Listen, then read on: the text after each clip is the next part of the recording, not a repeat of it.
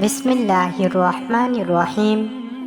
নতুন আরও একটি ভিডিওতে দেশ কিংবা প্রবাস থেকে, দূরে কিংবা কাছে থেকে আপনাদের সকলকে প্রাণ ঢালা অভিনন্দন ও আমার সালাম। আসসালামু আলাইকুম রহমতুল্লাহি ওয়া বারাকাতুহু। আমি আলেমা কাদিজাতুল কুবরা। আমার চ্যানেলের অনেক দর্শকরা জানতে চান, আলেমা আপু অনেক দিন হয়েছে বিয়ে করেছি, প্রায় 10-15 বছর হয়ে গেছে, কিন্তু এখনো পর্যন্ত আমাদের কোনো বাচ্চা হচ্ছে না। অনেক চিকিৎসাও নিয়েছি, সিঙ্গাপুর, মাদ্রাজ গিয়েছি, লক্ষ কোটি টাকা নষ্ট করেছি। শেষ পর্যন্ত দেখা গেল আমার স্বামীরও কোনো সমস্যা নেই, এমনকি আমারও কোনো সমস্যা নেই। তারপরেও মহান আল্লাহ রাব্বুল আলামিন আমাদেরকে কেন একটি সন্তান দিচ্ছে না? নাকি আমাদের পদ্ধতিগত কোনো সমস্যা আছে?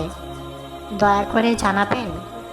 সম্মানিত দিনী ভাই ও বোনেরা, আমি আমার চ্যানেলে প্রতিনিয়ত আপনাদের কমেন্টের ভিত্তিতে নতুন নতুন ভিডিও করে থাকি। তাই আপনি যদি কোনো বিষয়ে জানতে চান, এখনই কমেন্ট করুন। আমি আপনার কমেন্টের ভিত্তিতে নতুন ভিডিও দিয়ে দেব। অনেকেই লজ্জা করে প্রশ্ন করতে চান না, এটি ঠিক না। কেননা জানার কোনো শেষ নেই এবং বোঝার কোনো বয়স নেই। আমাদের একটি প্রচলিত একটি হাদিস আছে, জানার জন্য প্রয়োজনে চীন দেশে যাও।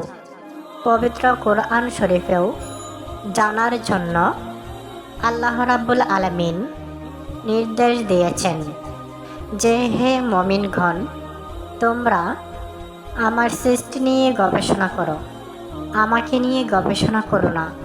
সুবহানাল্লাহ। সম্মানিত দিনী ভাই ও বোনেরা, কোন পজিশনে স্ত্রীর সাথে মেলামেশা করলে সহজে বেবি কনসেপ্ট হবে?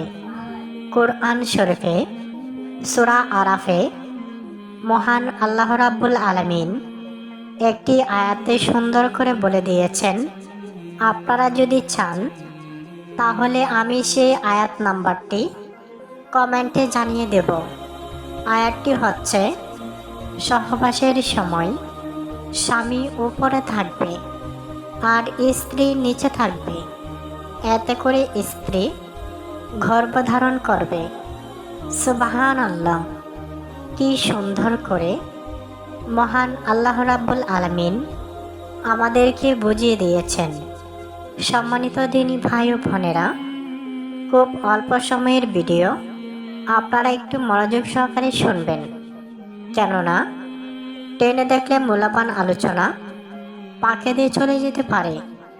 মহান আল্লাহ রাব্বুল আলামিন পবিত্র কোরআনের মাধ্যমে শিখিয়ে দিয়েছেন, সহবাসের সময় যতক্ষণ না পর্যন্ত আপনার স্ত্রী পরিপূর্ণতা আসবে, ততক্ষণ পর্যন্ত বিচ্ছিন্ন হওয়া যাবে না।